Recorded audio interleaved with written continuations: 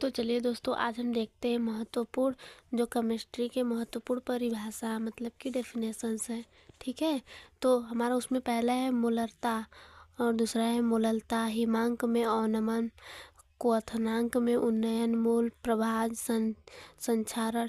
इसमें जो बहुत इम्पॉर्टेंट है ये दोनों, इस सब से प्रश्न भी पूछा जाता है और इसका डेफिनेशन भी पूछ लिया जाता है कभी कभी। मूल प्रभाज तो आप लोग जानते ही हैं, ये तो पूछता है, तो आप लोग को एकदम से अच्छे से याद कर लेना है। दूसरा है संक्षारण। संक्षारण ये भी आप लोग को याद करना है। प्रति परासर मानक इलेक्ट्रोड विभव, विद्युत रासायनिक सेल, विद्युत रासायनिक श्रेणी, ईंधन सेल। और ये हमारा है अभिक्रिया की दर या वेग। ये तो एकदम वेरी वेरी इंपॉर्टेंट है, ये तो हर बार के सेट में पूछा है। फिर हमारा दूसरा है अभिक्रिया की कोटि तथा अभिक्रिया की आणविकता, संक्रियण ऊर्जा, संक्रमण तत्व, आंतरिक संक्रमण तत्व। ये सभी आप लोग को याद करना है अच्छे तरीके से, ये सभी बार बार पूछे गए प्रश्न में से है। ठीक है, लेंथेनाइड संकुचन, लिगेंड उपसंयोजन संख्या, हेलो एल्केन तथा वर्गीकरण और एल्कोहल का वर्गीकरण, एमीन का वर्गीकरण, कार्बोहाइड्रेट का वर्गीकरण। समझ लीजिए आप सभी को इन सब के बारे में भी पढ़ना है तथा इन सब का वर्गीकरण भी आप लोग को पढ़ कर ही जाना है, ये सभी भी पूछते हैं।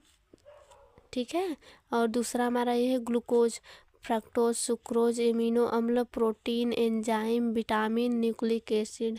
ये जो हमारा महत्वपूर्ण परिभाषाएं हो गए, ये पेपर में पूछते हैं, हमेशा पूछे गए प्रश्न। चलिए अब हम लोग देख लेते हैं कि जो महत्वपूर्ण नियम कौन कौन से हैं जो बार बार एग्जाम में पूछे गए हैं। तो हमारा पहला है हेनरी का नियम, ये तो आप लोग को एकदम पढ़ कर ही जाना है। ठीक है, दूसरा है राउल्ट का नियम, इसे भी आप लोग को पढ़ कर ही जाना है, ये सभी बार बार पूछे गए प्रश्न में से हम आपको बताए हैं। जो और हमारा है वान ठाप गुणांक, ये भी आता ही आता है। कोलराउस का नियम, इसे तो कोई कह नहीं सकता कि ये नहीं आएगा। ठीक है, दूसरा है और ये आर्हेनियस का समीकरण, फैराडे का चुंबकीय अपघटन का नियम, ये तो पक्का ही पूछता है। फैराडे केमिस्ट्री में फैराडे का ही पूछता है, मतलब ये इम्पॉर्टेंट है। ठीक है, नेनस्ट समीकरण, ये भी पूछता है, कहीं ना कहीं हमें पूछ ही देता है। और हमारा जो महत्वपूर्ण परीक्षण है, ये तो आप लोग जानते होंगे, परीक्षण पूछता है। ठीक है, जिसमें हमारा है ल्यूकास परीक्षण तथा फेहलिंग विलयन, टालिन अभिकर्मक तथा मॉलिस परीक्षण, ये सभी महत्वपूर्ण परीक्षण हैं। और चलिए जान लेते हैं हम लोग महत्वपूर्ण प्रयोगशाला विधि कौन कौन सा होता है। ठीक है, कौन कौन से पूछता है। तो क्लोरोफार्म बनाने की प्रयोगशाला विधि, और ये हमारा क्लोरोबेंजीन बनाने की प्रयोगशाला विधि, एथिल अल्कोहल बनाने की प्रयोगशाला विधि तथा डाई एथिल ईथर बनाने की प्रयोगशाला विधि। इन सभी में से लगभग ये सारे पूछे जाते हैं। आप लोग जानते हैं कि 7 सेट बनते हैं, किसी न किसी सेट में पूछे जाते हैं और ये सभी इम्पॉर्टेंट ही है।